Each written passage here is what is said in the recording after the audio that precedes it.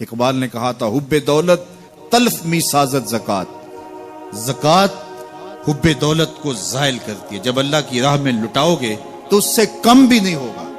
میرے حضور نے 3 چیزیں قسم کر کے کہی، حضرت ابو کبشہ الانماری رضی اللہ تعالیٰ عنہ سے مروی ہے۔ میرے حضور نے ارشاد فرمایا اگر کوئی شخص کسی کو معاف کر دیتا ہے تو اس کی عزت کم نہیں ہوگی، میں محمد اللہ کی قسم اٹھاتا ہوں۔ دوسری بات میرے حضور نے فرمائی کہ جو شخص مانگنے لگ جاتا ہے، سوال کا دروازہ کھول لیتا ہے، اللہ اس کے لیے محتاجی کا دروازہ کھول دیتا ہے، اس کی کبھی کمی پوری نہیں ہوتی۔ اور تیسری بات میرے حضور نے قسم کر کے کہی ما نقص مال عبد من صدقہ، کہا میں اللہ کی قسم اٹھا کے کہتا ہوں کہ صدقے سے مال کم نہیں ہوتا، صدقے سے مال گھٹتا نہیں ہے۔ تو ایک تو مال بھی نہیں گھٹے گا، یہ ضمانت کس کی ہے؟ میری نہیں ہے، یہ رسول اللہ کی ضمانت ہے۔ ایک تو مال بھی کم نہیں ہوگا، اور دوسرا یہ ہے کہ حب دولت ختم ہوگی۔ حب دولت تلف می سازت زکات، یہ ماہ سیام آ رہا ہے تو زکات سے حب دولت کو کم کیجئے، بلکہ صدقات دیجئے، نفلی صدقات کیجئے، غرباء کی مدد کیجئے، مساکین کی مدد کیجئے، اپنے غریب محتاج رشتہ داروں پہ غور کیجئے، ان کی مدد کیجئے، اپنی ہمسائیگی میں دیکھیے، پردے سے مدد کیجئے، ان کی عزت نفس بھی مجروح نہ ہو۔ یہ جو نمائش لگا کے 10 اخباروں میں چھپوا کے لوگوں کی مدد کرتے ہیں، اس سے گریز کیجئے۔ کبھی سوچیں کہ اگر آج کسی کی بیٹی لائن میں کھڑی ہے تو کل اگر یہ مرحلہ میری بیٹی کے لیے آ جائے تو پھر میرا مزاج کیا ہوگا؟ تو عزت نفس کا خیال رکھیے، لوگوں کی غربت کا تماشا نہ اڑائیے، اور لوگوں کی جو ہے وہ محتاجی کو اپنی تسکین کا ذریعہ نہ بنائیے۔ یہ تو اللہ نے تمہیں دیا اور انہیں نہیں دیا، اور وہ آزمائش کی گھڑی میں کھڑے ہیں، تم ان کے ساتھ کھڑے ہو جاؤ۔ تو لوگوں کی مدد کیجئے، دکھیوں کے کام آئیے، مساجد کی جو ہے وہ تعمیر کیجئے، مدارس دینیا کے ساتھ وابستہ رہیے، اور لوگوں کی فلاح کے لیے، بہتری کے لیے کام کیجئے۔ اللہ نے آپ کو دیا ہے، یہ مال یہاں رہ جانا ہے۔ میرے حضور نے فرمایا ابن آدم کہتا ہے میرا مال میرا مال، اس کا مال وہ ہے جو اس نے کھایا یا پہنا اور پرانا کر دیا یا آگے بھیج دیا، باقی اس کا نہیں ہے، وہ وارثوں کا ہے۔ مرتے ہی ورثہ بن جائے گا، مرتے ہی ترکہ بن جائے گا۔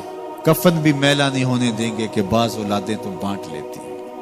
اللہ اکبر، وہ گھر جو ان کے لیے بنایا تھا، ایک رات بھی تجھے اس گھر میں رکھنے کے لیے تیار نہیں ہوں گے۔ آج تیرا نام چھن گیا، آج کوئی یہ نہیں کہتا کہ پیچھے اس امام کے اور حاضر اس چودھری صاحب کے، حاضر اس میت کے، آج تو ڈیڈ باڈی بن گیا، آج تو میت بن گیا۔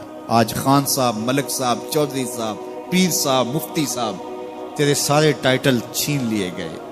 آج پیچھے اس امام کے اور دعا واسطے حاضر اس میت کے، آج تو میت بن گیا۔ آج تیرا لباس بھی پھاڑ کے اتارا ہے، آج تیرے انگوٹھے باندھ دیے گئے ہیں، ناک میں روئی ٹھونس دی گئی ہے۔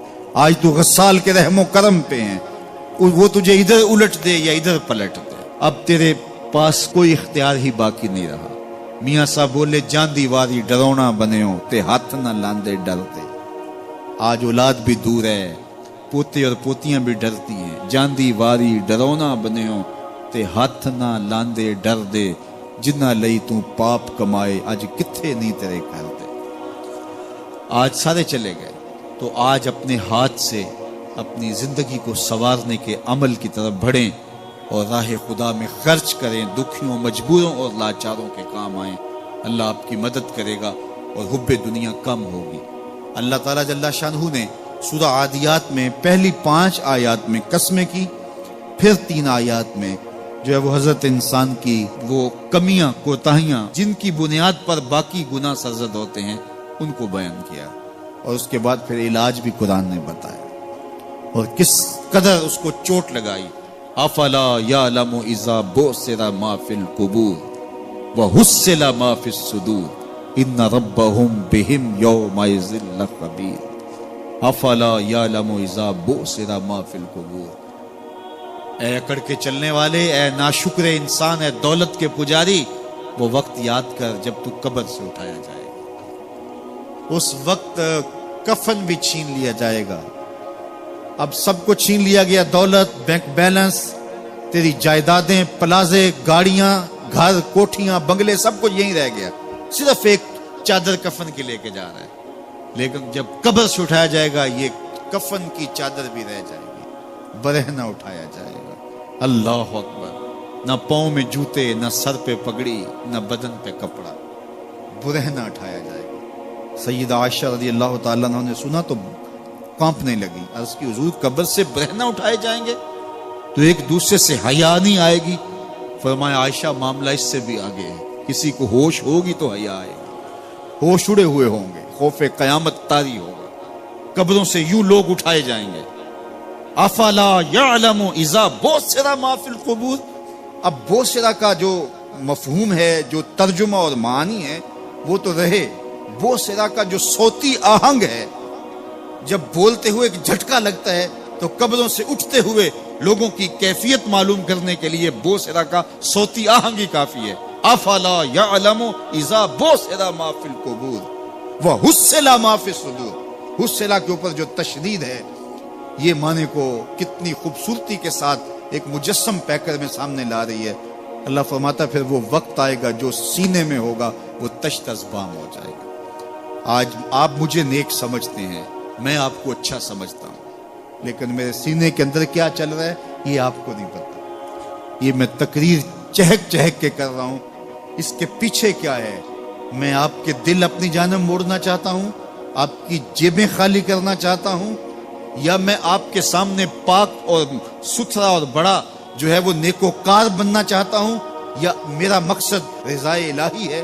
یہ مجھے پتہ ہے، آپ کو نہیں پتہ۔ آپ کہاں ہیں، کہاں کھڑے ہیں، میں آپ کو اچھا سمجھتا ہوں، لیکن آپ کو پتہ ہے کہ ہم کہاں کھڑے ہیں۔ لیکن قیامت کے دن یہ ساری چیزیں سامنے آ جائیں گی۔ وَحُصِّلَ مَا فِي الصُّدُورِ، اور سورہ الطارق میں فرمایا یوم تبلی السرائر فما لہ من قوت ولا ناصر، اس دن سارے راز کھول دیے جائیں گے اور کوئی طاقت نہیں ہوگی جو ان رازوں کو کھلنے سے روک سکے گی۔ آج طاقتور کی بات نہیں کھلتی اور کمزور کی بات اچھال دی جاتی ہے، لیکن وہ وقت آنے والا ہے یوم تبلی السرائر فما لہ من قوت ولا ناصر، نہ زور کے بل پہ، نہ زر کے بل پہ، نہ کسی اور بل پہ کسی کام کو روکا جا سکے گا، ہر شے تشت ازبام ہو جائے گی۔ وہ کتنا سخت دن ہوگا۔ اے داور حشر میرا نامہ اعمال نہ پوچھ، اس میں کئی پردہ نشینوں کے بھی نام آتے ہیں، تو وہ کتنا سخت دن ہوگا۔ وَحُصِّلَ مَا فِي الصُّدُورِ إِنَّ رَبَّهُمْ بِهِمْ يَوْمَئِذٍ لَخَبِيرٌ، بے شک ان کا رب اس دن ان سے خوب باخبر ہوگا۔ وہ آج بھی باخبر ہے، لیکن آج کئیوں کو یقین نہیں کہ وہ باخبر ہے، لیکن اس دن سب کو یقین ہو جائے گا کہ میرا رب اس سے باخبر ہے۔ جب پرانی تصویریں چلنا شروع ہو جائیں گی، جب ساری ویڈیو سامنے آ جائے گی، زندگی میں جو جو کیا، تنہائی میں، اعلانیہ، خفیہ، جہاں جہاں جو کیا، داد عیش دی، سب کچھ تشت ازبام ہوگا، سب کچھ جو ہے وہ سکرین پہ چل رہا ہوگا، کوئی چیز بھی تشت ازبام ہونے سے نہیں رہ جائے گی۔ تو پھر بندہ کہے گا اوہو یہ تو سب میرے مالک کو پتا تھا، لوگوں کی نظروں سے چھپ سکا، رب کی نگاہوں سے تو نہیں چھپ سکا۔